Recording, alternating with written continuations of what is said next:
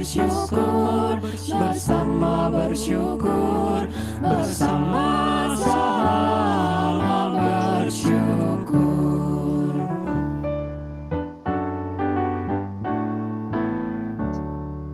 Hai dunia, alukanlah Rajamu menebus. Hai bumilah, gunung lembah, bersoraklah terus, bersoraklah terus, bersorak-soraklah terus.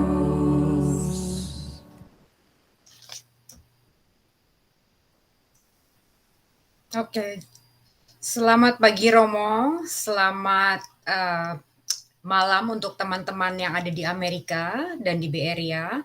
Nama saya Ruti dan saya akan jadi moderator pada acara latihan rohani pada hari ini. Untuk yang belum pernah mengikuti acara latihan rohani, tema besar kita hari ini untuk latihan rohani ini adalah Yesusku luar biasa. Malam ini kita akan memasuki sesi kelima dari 8 sesi yang ada. Dan untuk malam ini kita akan membahas topiknya misteri kunjungan para raja yang diambil dari Matius 2 ayat 1 sampai dengan 12. Seperti latihan rohani yang sudah-sudah, acara ini akan dibagi dalam 2 sesi. Jadi sesi pertama itu nanti Romo akan membahas topik kita malam ini. Lalu kita akan ada pengumuman dan sesi kedua itu nanti kita mulai dengan tanya jawab atau sharing. Untuk yang mau sharing, tanya jawab, mohon topiknya short dan sesuai dengan apa yang kita bahas pada malam hari ini. Dan untuk sharingnya itu kita nggak rekam, jadi nggak usah khawatir. Sebelum kita mulai, Romo mohon pimpin dengan doa. Silakan Romo. Baik, mari kita berdoa dalam nama Bapa dan Putra dan Roh Kudus. Amin. Amin. Bapa yang penuh kasih, Engkau menganugerahkan kami hidup, tahun baru, kesehatan, dan begitu banyak anugerah yang lain. Kami mau mensyukuri semuanya itu, dan di awal tahun 2022 ini kami mohon supaya sekali lagi Kau ingatkan, Kau kuatkan untuk tetap selalu hidup di dalam jalan sabda-Mu. Kami mohon supaya kami semua yang hadir di forum ini juga Kau berkati dengan Roh Kudus-Mu, supaya hati dan pikiran kami selama kami mendengar, berbicara, juga selalu Kau pimpin di dalam terang Roh Kudus. Semuanya ini kami mohon demi Kristus Tuhan dan pengantara kami. Amin. Dalam nama Bapa dan Putra dan Roh Kudus. Amin. Baik, saudara-saudari, selamat tahun baru. Wajah saya masih ngantuk, ya. Semalaman begadang. Tapi tidak apa-apa, ini sungguh menyenangkan, refreshing, bisa ketemu teman-teman sekalian. Macam-macam ya, orang WKICU itu ada paling kurang 1.000 macam, ya. Ya, Ruti, terima kasih sudah datang kembali ke forum ini setelah jalan-jalan di Spanyol. Apa yang paling menarik di Spanyol selama berjalan-jalan? Nah, sharing dulu sebelum saya mulai. Banyak Sagrada Familia. Apa yang terjadi di Sagrada Familia Barcelona itu? Iya. Ya besar sekali aja sih gerejanya. It's a massive. Oke, baik. Jadi hanya ini besar saja gitu ya. Ukirannya banyak kali. Banyak sekali. Ya, baik. Enggak boleh menggodai orang sebelum ini ya. Sebelum sesi lewat. Kok can share your screen? Berarti saya belum dijadikan co-host dong. Ya. Teman-teman, tahun baru ini di Jogja sudah sangat ramai.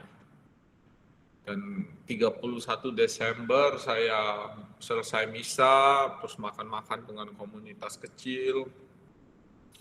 Lalu mereka pulang, mereka pergi ke keluarganya masing-masing, lalu anak-anak mahasiswa juga pada yang datang kepada saya, mereka bilang, Romo, saya mau jalan keluar. Ya, siapa yang mau malam tahun baruan dengan Romonya? Nggak asik banget. maka pada bubar semua, lalu malam tahun baruan saya sendirian. Mereka tanya, Romo nggak ada acara apa-apa? Saya ditawari orang begitu banyak, tetapi saya memilih untuk sendiri saja malam ini, ya. Dan memang tahun baru saya berapa hari itu sendirian terus, ya. Enak sekali karena apa? Orang sibuk dengan begitu banyak acara keluarga mereka atau anak-anak muda ya dengan teman-teman mereka tidak terlalu butuh romonya. Jadi saya bisa tidur sehari bisa 12 jam, 13 jam. Aduh enak banget Tuhan ternyata kalau bisa tidur sampai segitu. Nah, itu yang saya baru tahu artinya sleeping beauty itu ya. Ternyata kalau tidur 12-13 jam itu mood bagus, wajah cerah, ya, ngerjakan apa-apa jadi lebih lincah, lebih cepat dan seterusnya.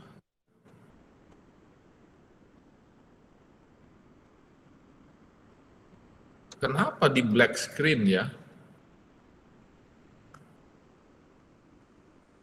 Nah, saya sudah bisa masuk nih. Nah, apakah sudah melihat saya punya presentasi?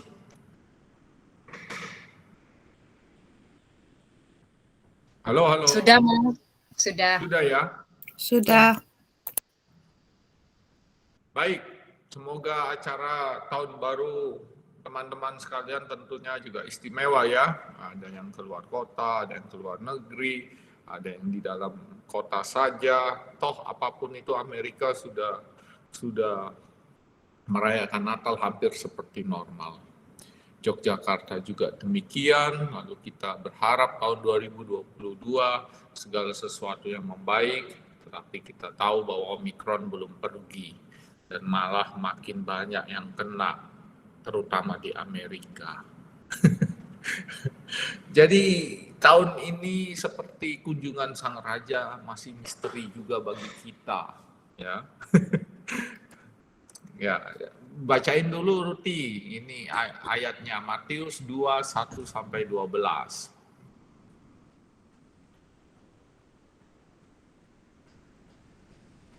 Mana screen-nya, Mo? Loh, kok nggak kelihatan? Udah kelihatan. Ya. Matius 2 ayat 1 sampai 12. Sesudah Yesus dilahirkan di Bethlehem di tanah Yudea pada zaman Raja Herodes, datanglah orang-orang Majus dari timur ke Yerusalem dan bertanya-tanya, "Di manakah dia, raja orang Yahudi yang baru dilahirkan itu? Kami telah melihat bintangnya di timur dan kami datang untuk menyembah dia." Ketika Raja Herodes mendengar hal itu, terkejutlah dia beserta seluruh Yerusalem. Maka dikumpulkannya semua imam kepala dan ahli Taurat bangsa Yahudi. Lalu dimintanya keterangan dari mereka, di mana Mesias akan dilahirkan. Mereka berkata kepadanya, "Di Bethlehem di tanah Yudea, karena demikianlah ada tertulis dalam kitab Nabi. Dan engkau Bethlehem, tanah Yehuda, engkau sekali-kali bukanlah yang terkecil di antara mereka, yang memerintah Yehuda, karena daripada mula akan bangkit seorang pemimpin yang akan menggembalakan umatku Israel." Lalu dengan diam-diam Herodes memanggil orang-orang Majus itu dan dengan teliti bertanya kepada mereka, "Bila mana bintang itu nampak?" Kemudian ia menyuruh mereka ke Bethlehem, katanya, "Pergi dan selidikilah dengan seksama hal-hal mengenai anak itu. Dan segera sesudah kamu menemukan dia, kabarkanlah kepadaku, supaya aku pun datang menyembah dia." Setelah mendengar kata-kata raja itu, berangkatlah mereka. Dan lihatlah, Bintang yang mereka lihat di timur itu mendahului mereka, hingga tiba dan berhenti di atas tempat di mana anak itu berada. Ketika mereka melihat bintang itu, sangat bersukacitalah mereka. Maka masuklah mereka ke dalam rumah itu dan melihat anak itu bersama Maria, ibunya. Lalu sujud menyembah dia. Mereka pun membuka tempat harta bendanya dan mempersembahkan persembahan kepadanya, yaitu emas, kemenyan, dan mur.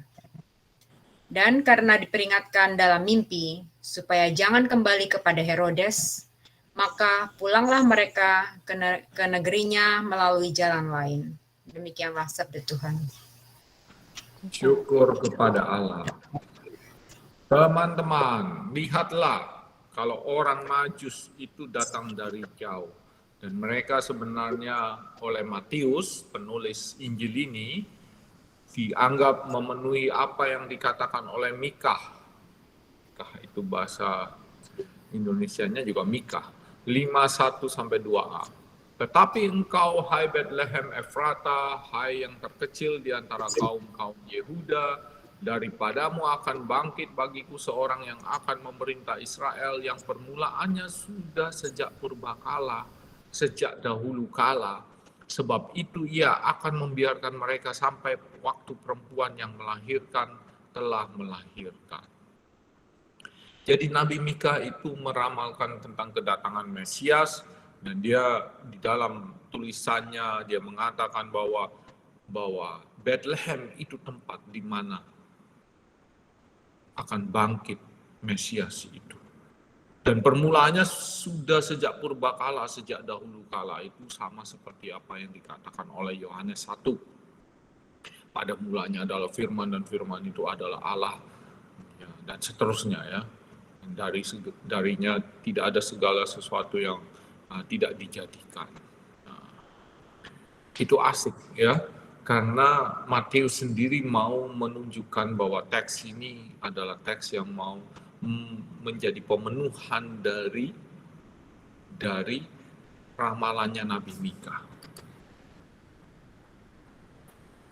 Yang menarik adalah ada 3 figur di dalam cerita itu. Yang pertama Herodes, ya. Herodes itu raja, ya, penguasa. Dan dia ada di Yerusalem. Dan dia raja bonekanya orang Romawi. Yang menarik bahwa dia ada di Yerusalem, tapi dia bukan orang Yahudi. Dia itu orang Edom yang dianggap oleh orang Yahudi, bukan orang Yahudi tentunya. Maka apapun yang dilakukan oleh Herodes, dia bukan raja yang buruk-buruk amat. Di zamannya dia jalan-jalan dibangun, lalu bait Allah dipugar, diberdirikan lagi, direstorasi. Itu di zamannya Herodes Agung, ya, sebelum Yesus. Jadi dia bukan raja yang jelek-jelek amat, tetapi namanya bukan orang Yahudi, dia nggak pernah bisa diterima. Menarik ya. Orang Yahudi dulu juga pingin bahwa rajanya harus orang Yahudi, bukan orang dari luar Yahudi. Mungkin politik identitas zaman itu juga sudah bermain ya. Nah, kalau sekarang ya jelas di Amerika, wah nggak karu-karuan deh politik identitas. Pokoknya kalau tidak di pihak saya pasti musuh saya lah itu. Itu orang Amerika zaman-zaman sekarang ini ya. Kalau Anda tidak Republikan, Anda pasti Demokrat. Hei, siapa bilang? Atau sebaliknya, kalau Anda tidak Demokrat, pasti Anda Republikan. Kalau Anda tidak konservatif, berarti Anda liberal. Siapa yang membuat dikotomi seperti itu? Pembedaan seperti itu? Ya, orang-orang yang berkuasa, yang memainkan politik identitas. Maka lihatlah, ya, apa yang terjadi di zaman Herodes itu sebenarnya, dan di banyak tempat lainnya dalam sejarah manusia, sama. Semuanya merasa bahwa dirinya benar dan harusnya begitu. Oke, satu. Tapi yang kedua, yang lebih parah lagi, bahwa kalau kau tidak di pihakku, kau pasti musuhku. Wah, belum tentu, tetapi itu yang terjadi. Hari-hari ini di Amerika jelas sekali, ya. Dan saya mohon maaf, tentu ada beberapa dari kalian yang memilih untuk tidak divaksin, tapi bagi saya sepanjang saya Yap, bagaimana? You can sit here. Oh, oke. Saya pikir ada yang mau protes. Tidak apa-apa. Jadi hari-hari ini, sampai mana? Hari-hari ini bahwa ada banyak orang yang tidak mau divaksin. Di Indonesia juga ada sih golongan-golongan kadrun gitu, biasanya nggak mau divaksin. Di Amerika juga ada beberapa golongan yang tidak mau divaksin. Ya. Tapi itu karena permainan politik identitas. Ya. Dan kita lihat Herodes berupaya bagaimana dia mau menjadi raja yang benar di hadapan orang Yahudi, tetap saja dia tidak benar dan dia frustrasi dan dia orang yang ingin mempertahankan kekuasaannya. Dan mungkin kejelekannya Herodes itu hanya orang yang berusaha mempertahankan kekuasaannya.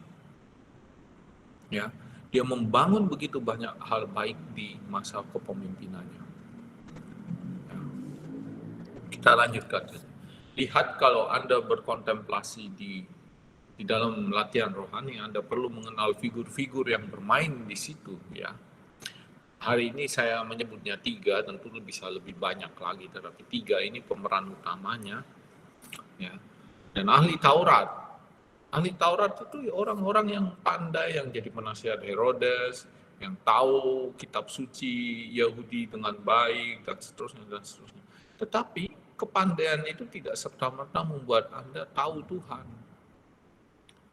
Dan itu memang apa yang dikatakan oleh Yesus bahwa ya Tuhan Allah Bapa, kamu membuka rahasia itu bagi orang-orang kecil dan sederhana, ya. Tapi orang pandai dan pintar kau tutup rahasia keselamatan itu. Dan memang menjadi orang pandai tidak selamanya tahu apa itu Tuhan di dalam, atau siapa itu Tuhan di dalam hidupnya. Ya. Dan ini ahli Taurat. Dan yang terakhir 3 raja, atau kita biasa sebut 3 orang Majus. Dari timur Yudea yang mencari Raja Israel. 3 raja dari timur dianggap bertimurnya timur Palestina, ya, timur Israel. Itu berarti di sekitar daerah Arab, Persia, lalu mungkin India juga, begitu ya. Pokoknya yang dari timur. Jadi ada 3 figur ini. Tentu ada Yesus tentunya yang tidak boleh kita lupakan. Tentu ada Maria dan Yosef tentunya, ya. Tentu ada beberapa figur lain yang Anda boleh tambahkan kalau Anda sedang berkontemplasi. Tetapi 3 ini menjadi orang-orang yang tampil di dalam adegan kontemplasi, paling tidak kalau saya mengkontemplasikan kunjungan 3 raja. Siapakah 3 raja itu? Namanya Gaspar, Melkior, dan Baltasar. K itu seringkali jadi G. Ya. Gaspar, Melkior, dan Baltasar. Majus itu Magos. Asal mulanya menunjukkan pada kasta imami di Persia yang adalah penasehat raja. Tapi akhirnya dipakai untuk semua orang terpelajar dan imam yang mempelajari astrologi dan menafsirkan mimpi. Dalam beberapa kasus orang Majus juga bermain magic. Tetapi itu bukan fenomena yang umum. Yang namanya orang Majus itu orang yang tahu ilmu perbintangan dan tahu bagaimana menafsirkan mimpi. Jadi dia orang-orang cendekiawan zaman itu. Waktu zaman itu belum ada hukum Newton, ya, hukum Kepler dan macam-macam, apalagi quantum mechanics, mereka nggak ngerti semua itu. Mereka hanya belajar apa yang dianggap sains adalah ilmu perbintangan. Yang sampai sekarang orang masih senang pakai yang namanya astrologi itu, bukan astronomi. astronomi ilmu tentang benda-benda angkasa luar. Kalau astrologi itu ilmu tentang perbintangan, melihat gerak benda-benda langit, bintang dan bulan dan planet dan matahari dan seterusnya. Maka sampai sekarang selalu orang berkutat pada astrologi, dan beberapa orang sangat terobsesi dengan astrologi. Mohon maaf, astrologi itu tidak bisa diverifikasi. Dan kalau tidak bisa diverifikasi, terserah orang yang nulis. Ya, Cancer hari ini apa, ya, lalu Gemini hari ini apa, Leo hari ini apa. Tulis saja yang baik-baik, pasti senang-senang. Semua yang membaca senang. Dan lalu dipasang di Facebook, di IG-nya, dan seterusnya lah. Ya, kita mohon maaf saja kalau Anda masih main astrologi hari-hari gini, masih membaca ramalan astrologi. Ya, Anda tidak tahu. Anda perlu mengatakan pada diri Anda, ini barang yang saya baca, saya percaya ini tidak pernah ada verifikasi. Semuanya orang Jawa bilang utak-atik gatuk. Yang penting ilmu cocok logi, ya. Ya, baik juga, tapi kita juga ngomong bahwa perlu melihat hari penampakan Tuhan itu seperti apa. Karena ketika Yesus, kita orang Katolik merayakan hari penampakan Tuhan, Epifani, kita punya bacaan selalu 3 orang majus ini. Mengapa 3 orang majus? Ya jelas bahwa ketika Yesus tampil di depan 3 orang majus ini, itu juga Matius sebenarnya mau menunjukkan keselamatan yang datang dari Tuhan itu universal. Ya. Tapi kita lihat saja hari penampakan Tuhan, sedikit menyamping. Zaman dahulu ketika orang Kristiani merayakan Epifani, mereka merayakan 3 peristiwa. Yesus menampakkan diri ke 3 raja, mujizat di Kana, dan pembaptisan Yesus. Di gereja purba, Epifani adalah saat merayakan sakramen baptis selain Paskah. Kalau kita sekarang kan Natal dan Paskah. Dulu mereka Epifani. Di saat itu air baptisan biasanya juga dipakai untuk memberkati rumah. Biasanya di rumah ditulis CBM. Ya. Christ blesses this house. Tapi itu sebenarnya bahasa Latin. Christus bendicat mansionem, mansion, ya. Christus bendicat mansionem. Tuhan Yesus memberkati rumah ini. Maka apa hubungannya dengan Gaspar, Baltasar, dan Melkior?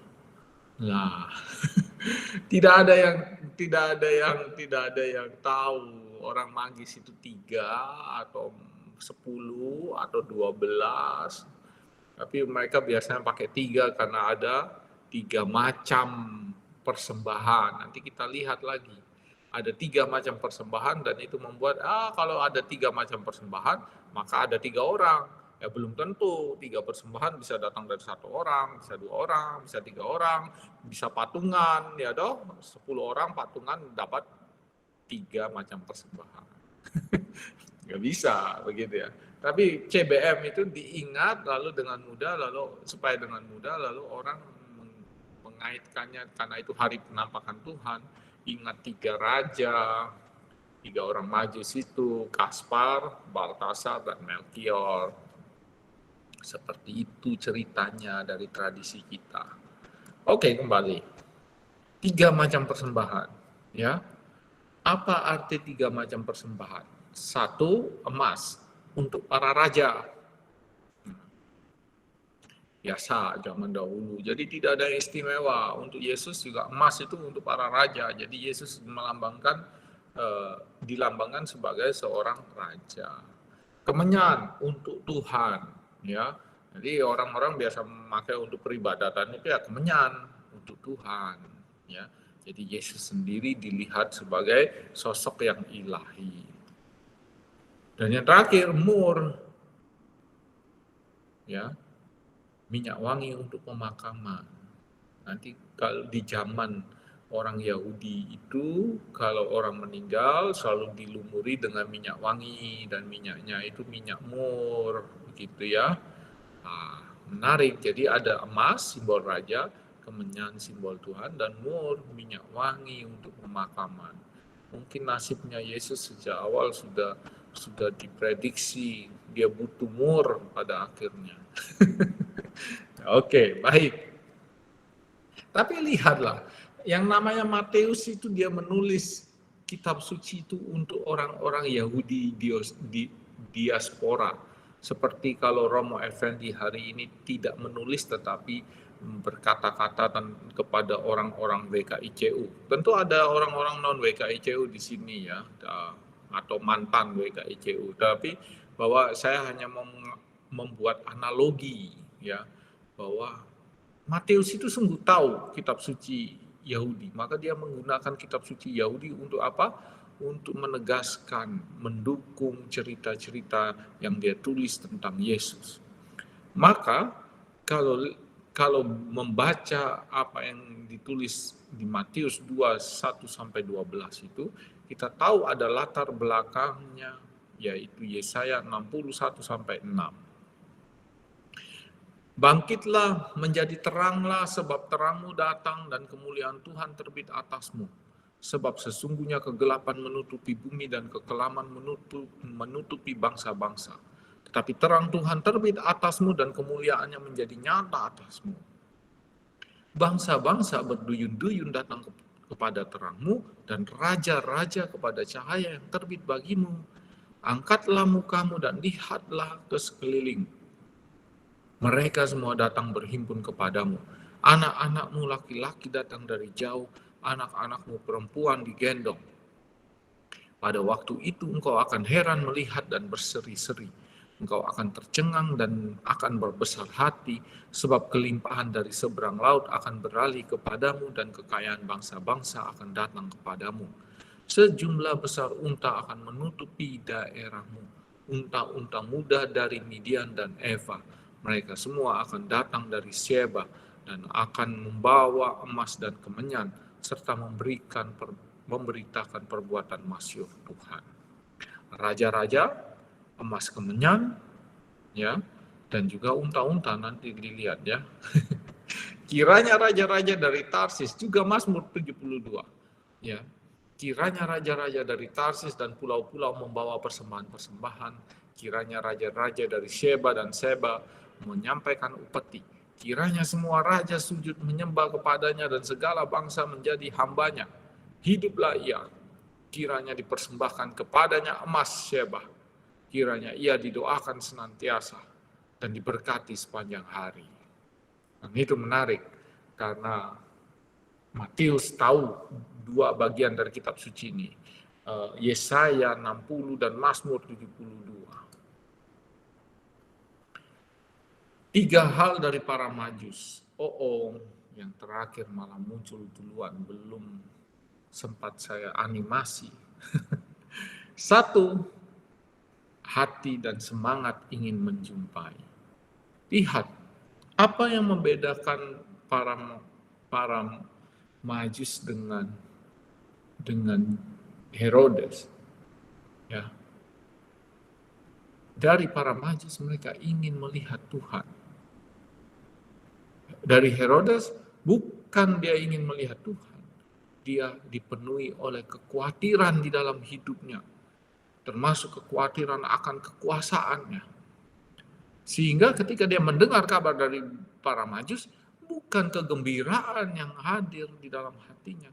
Melainkan kekacauan hati. Karena apa? Merasa terancam karena kekuasaannya akan diambil oleh seorang raja baru yang muncul di zamannya. Ya. Tapi dari para majus kita tahu bahwa hati dan semangat ingin menjumpai. Dan namanya orang yang punya hati dan semangat ingin menjumpai Tuhan, orang itu belajar, termasuk bertanya. Mereka orang majus tidak tahu walaupun bintangnya jelas, tetapi mereka perlu bertanya dari orang sekitarnya, dan mereka bertanya, mereka belajar. dan mereka mengikuti bintangnya itu nantinya. Ya, kita juga butuh orang lain, ya. Jangan lupa untuk berinteraksi dengan orang lain, punya lingkaran kecil persahabatan, ya, dan seterusnya. Bergaulah dengan semua orang, ya. Kita seringkali berasumsi dan menghakimi orang lain karena kita tidak tahu mereka. Cara yang paling gampang, dan saya selalu beritahu kepada anak-anak muda, kamu kalau berjumpa dengan orang dari suku yang berbeda, ya, dari agama yang berbeda, jangan pernah takut untuk mengenalkan dirimu dan mengenali mereka. Mengapa? Karena dengan demikian kamu bisa tahu siapa mereka, dan dengan demikian juga kamu mengusir rasa curiga dan takutmu terhadap mereka. Seperti itu. Jadi hari-hari di Pusat Pastoral Mahasiswa Yogyakarta ini, ketika Natal sampai Tahun Baru, banyak sekali orang-orang dari timur yang datang. Begitu ya. Dan saya selalu beritahu mereka, anak-anak Jawa, kenalilah mereka, bergaullah, ya, supaya apa? Supaya tidak takut dengan orang timur. Ya. Oke. 2, ikuti bintangmu, petunjuk arah tujuan hidup. 2022 sudah set the goal belum? Nah, apapun targetmu, apapun dambaanmu, apapun itu, ya, nama Allah harus dimuliakan. Buatlah target yang kalau kamu mencapainya, nama Allah dimuliakan. Saya tidak tahu targetnya apa, tetapi bahwa coba buatlah target-target yang kalau kamu mencapainya, nama Tuhan juga dimuliakan. Engkau akan mendefinisikan dirimu dengan bintang yang kau ikuti. Dan ini nasihat saya sekali lagi kepada anak-anak muda, tapi juga kepada orang-orang dewasa seperti kita semua yang ada di forum ini. Kalau kamu masuk ke sosmed, ke internet, tanya pada dirimu, ini bintang apa yang sedang saya ikuti? Bintangnya Mesias atau bintang yang lain? Karena banyak superstar, ya, tidak menunjukkan sesuatu yang bernilai Kristiani. Maka di dalam hidup kita juga harus pandai-pandai memilih bintang. Ya. Janganlah bintangmu itu bintang yang menunjuk kepada sekularisme dan seterusnya. Saya tidak bilang sekularisme jelek, tetapi bahwa banyak dampak jeleknya, walaupun tentu ada kemajuan yang perlu dihargai juga.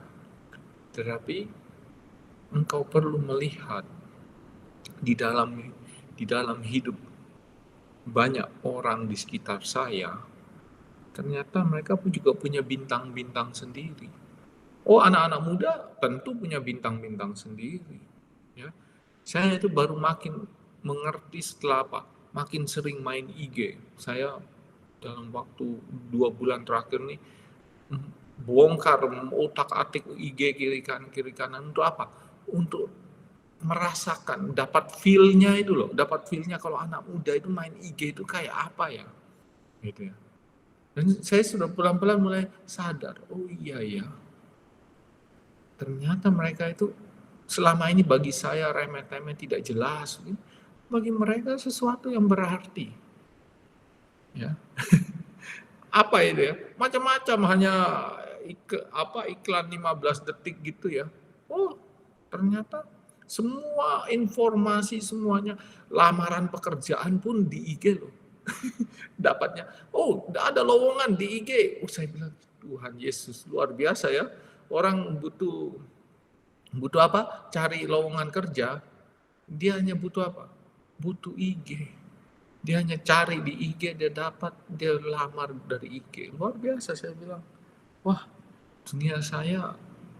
dunia anak muda saya sudah beda sekali ya.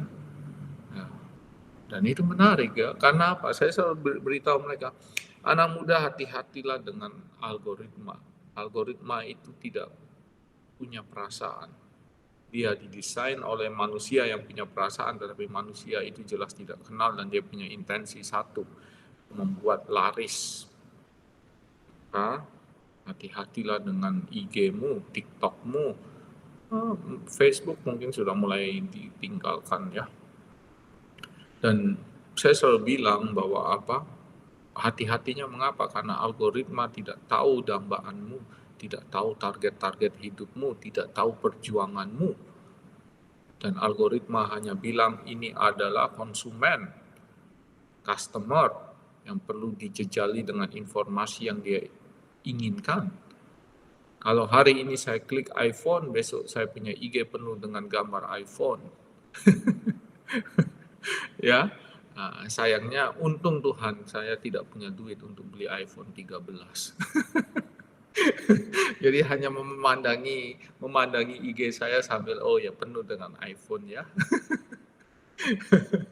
Ya, menarik ya, karena iPhone tidak tahu perjuangannya Romo Effendi, iPhone tidak tahu value IG tidak tahu apa yang Romo Effendi perjuangkan, apa yang Romo Effendi dambakan, apa yang Romo Effendi harapkan, target-target positif yang dia tentukan, dia tidak tahu.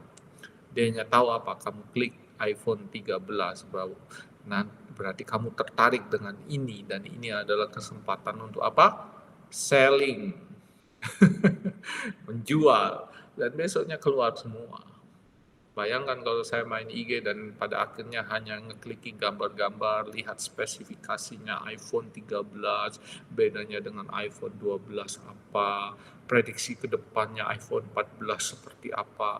Berapa banyak waktu saya yang habis untuk mengikuti iPhone? Jelas banyak. Tetapi itu permainan algoritma. Dan kalau kita yang seringkali punya target-target tertentu, seringkali kita lupa begitu kita masuk di dalam layar, kita tidak lagi sepenuhnya in control. Kita juga berusaha dikontrol oleh algoritma yang tentunya punya yang bekerja berdasarkan kepentingan pembuatnya. Ya. Dan persis, engkau harus mendefinisikan dirimu dengan bintang yang engkau dapatkan dari mana, nanti saya tunjukkan. Dari Tuhanmu. Dan dari mana itu kamu nanti saya tunjukkan. Ya. Tapi harus ikuti bintangmu, petunjuk arah tujuan hidupmu. Ya. Dan 3, berikan apa yang terbaik dari dirimu kepada Tuhan. Apa emas, mur, dan kemenyanmu? Berikan emas, mur, dan kemenyanmu itu bukan sesuatu yang paling berharga di dunia, tetapi itu sesuatu yang standar yang dipakai untuk memberikan sesuatu yang berharga bagi orang yang dihargai. Jadi, untuk tahun 2022, saudara-saudariku yang terkasih di dalam Yesus Kristus, tak ada nubuatan tahun ini. Jadi saya tidak bernubuat tahun ini virus Tuhan, usir virus ini. Nanti kalau virusnya nggak pergi gimana? Sudah banyak yang memprediksi tahun ini hamba Tuhan ini itu bernubuat, tahun ini tahun kegemilangan, tahun di mana Tuhan meraja. Tuhan akan halau semua virus-virus pada tahun ini. Yang benar, Tuhan tidak halau virusnya. Tuhan bilang, kamu harus hidup dengan virus itu. Nah, dan kamu sudah dibekali pengetahuan. Nah, tak ada nubuatan dari hamba Allah yang bernama Romo Effendi. Tahun ini sama tak pastinya dengan tahun kemarin, ya. Tapi hidup kita bisa lebih baik walaupun dunia kita belum tentu lebih baik. Dan itu penting, karena apa? Hidup kita bisa lebih baik walaupun dunia kita belum tentu lebih baik. Tahun 2021 akan saya kenang lagi sebagai salah satu tahun terbaik hidup saya sebagai Yesuit dan imam. Saya pikir tahun 2020, awal-awal tahun 2021 saya selalu mengenang 2020 akan menjadi tahun terbaik saya. Ketika pandemi muncul, saya dengan begitu banyak orang baik menyediakan begitu banyak alat APD dan segala macam ya, disinfektan ya, bekerja sama dengan alumninya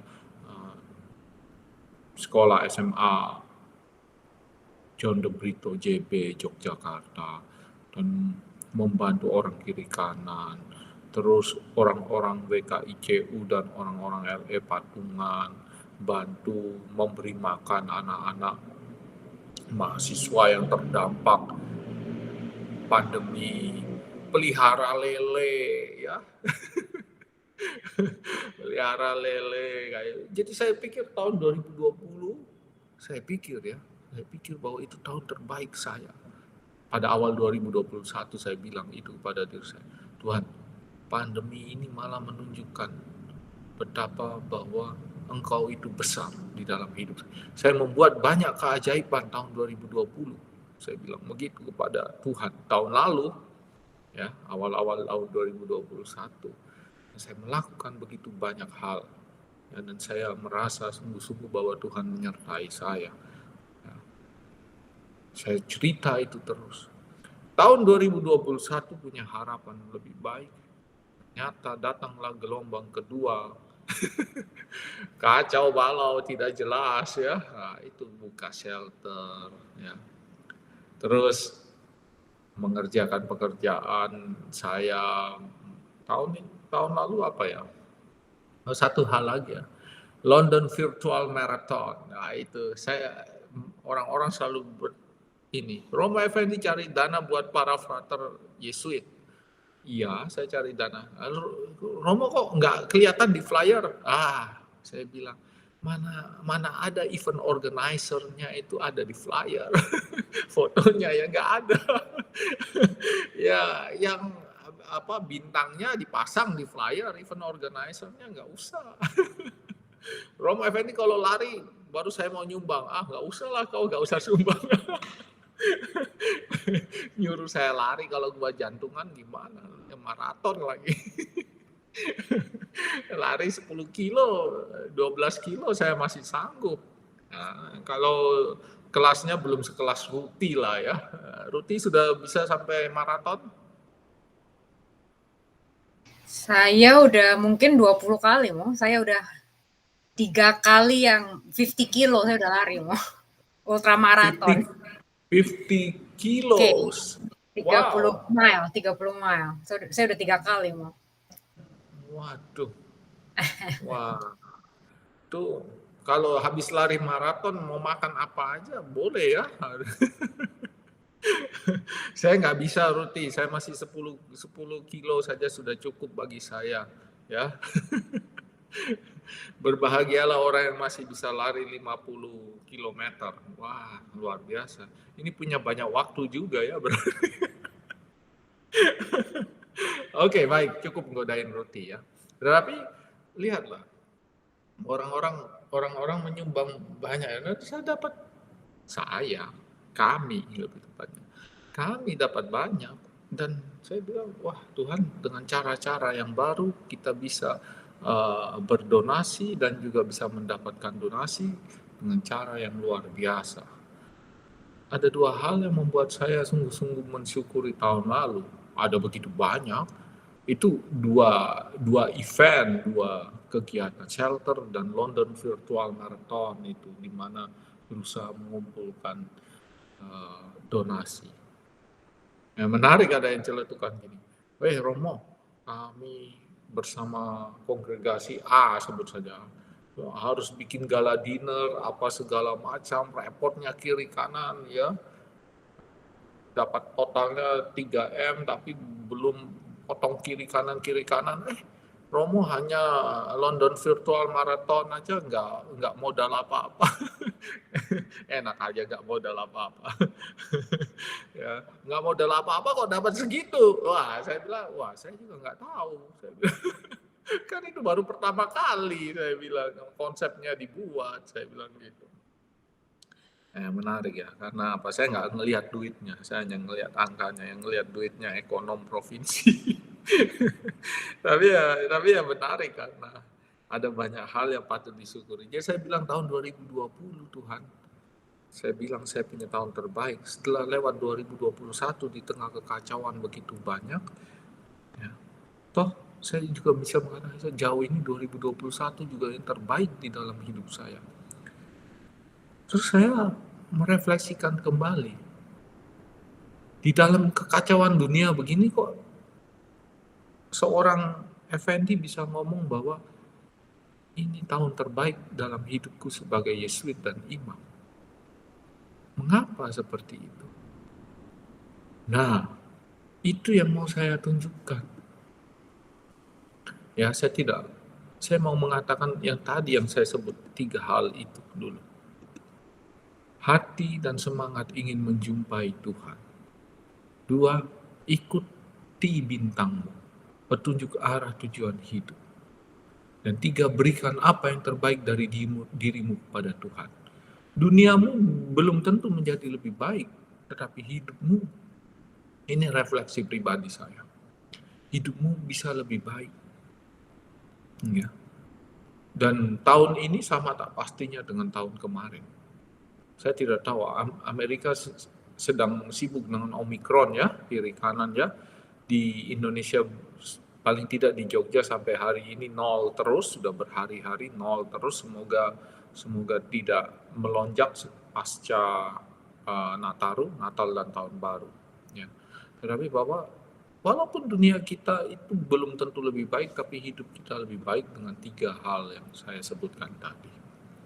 Jadi pertanyaan reflektifnya, apakah saya seperti Herodes dan ahli Taurat yang hanya mencari diri saya, atau saya seperti orang Majus yang mencari Tuhan dalam hidup saya? Dan kalau saya mencari Tuhan dalam hidup saya, apakah bintangku saat ini yang aku ikuti? Apakah memang bintang itu bintang yang menuju kepada Tuhan, atau bintang yang membawa aku menjauh dari Tuhan? Dan yang kedua, Tuhan bersabda. Tuhan itu bersabda dalam 2 cara, melalui ciptaan, alam, dan kitab suci. Apakah sabda Tuhan itu kutemukan dan mempengaruhi arah hidupku? Kalau saya jelas-jelas ya, tahun lalu 2021 itu, panggilannya menjadi sangat jelas ketika rumah-rumah sakit sudah menolaki orang-orang tidak punya tempat, puskesmas juga sudah tidak punya tempat, dan ketika beberapa pejabat datang kepada saya dan mereka meminta rumah saya untuk dijadikan shelter, dan saya bilang iya, itu tanda-tanda melalui ciptaan. Dan saya tahu Tuhan bersabda, bukalah shelter, karena memang ini saatnya untuk buka shelter. Nah, saya sudah cerita itu kemarin, ya, dan Anda boleh percaya boleh tidak, satu hal yang saya kenang baik-baik itu adalah shelter. Saya cerita kepada beberapa orang, mereka bilang, Romo Effendi orang suci ya. Saya langsung ketawa perut sakit. Saya bilang, bukan suci. Itu namanya dilindungi, bukan suci. Kenapa saya cerita bahwa saya nggak, selama ngurus shelter, masuk keluar shelter, nggak pernah kena COVID, saya bilang begitu. Itu bukan suci. Saya ketawa saja, dasar umat-umat yang lugu-lugu ya. Romo Effendi orang suci nih. Wah, enggak, saya bilang, apa sucinya? Saya juga takut. Anda nggak pernah tahu toh. Satu malam saya pernah bermimpi. Mimpi saya jelas-jelas sekali. Saya merasa saya sudah bangun, ternyata badan saya itu tenggelam di dalam kasur. Dan saya mau berdiri tidak bisa, badan saya tenggelam semuanya di dalam kasur. Entah bagaimana kasurnya nyedot saya. Tapi ternyata mimpi gitu ya. Tapi itu sebuah sinyal ya, badan saya mengirim sinyal, atau paling tidak otak saya mengirim sinyal kepada saya sendiri untuk memperingatkan, hey, hati-hati, sudah kamu di dalam kondisi rawan kritis. Karena apa? Kamu sedang berada di sarang COVID. Tapi baiklah, Saya pikir itu yang bisa saya bagikan, dan 3 hal itu yang harus dipikirkan, direnungkan. Ya, apakah saya berusaha mencari Tuhan? Apakah saya bintang mana yang harus saya ikuti? Dan apakah saya akan memberikan diri saya sepenuhnya untuk bintang yang saya ikuti itu? Dan semoga yang bintang yang saya ikuti itu adalah Tuhan. Begitu. Silakan sharing nanti. Terima kasih. Terima kasih Romo atas materi yang dibawakan pada hari ini, menarik sekali. Sebelum kita masuk ke acara sharing atau tanya jawab, ada beberapa pengumuman. Silahkan Tia.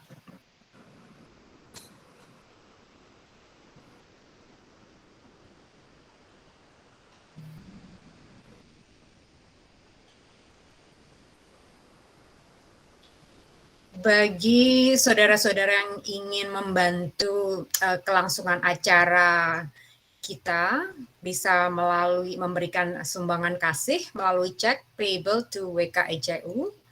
Alamatnya bisa dikirim kepada yang sudah tertera. Bisa juga melalui elektronik, melalui Zelle yang ditujukan kepada jovara3@gmail.com. Sumbangan ini bisa diberi catatannya ISA. Untuk pengumuman yang selanjutnya, acara Iman yang Berpikir untuk musim dingin, kita akan mulai Januari 9 hari Minggu ini sampai Februari 2022. Tema besarnya bangkrutnya agama Katolik dan kelahiran ateisme. Benarkah? Sesi pertama ini akan dibimbing oleh Romo Hartono Budi SJ hari Minggu jam 9 mulai jam 5 sore. Di Indonesia berarti jam 8 pagi. Dan untuk acara latihan rohani, minggu depan itu kita tidak ada, sesi 6 kita akan mulai hari Kamis 20 Januari. Jadi tetap sama dengan Romo Effendi, dan kita akan membahas temanya mendalami kehidupan keluarga kudus di pembuangan. Jadi bukan Kamis depan, tetapi 2 minggu lagi.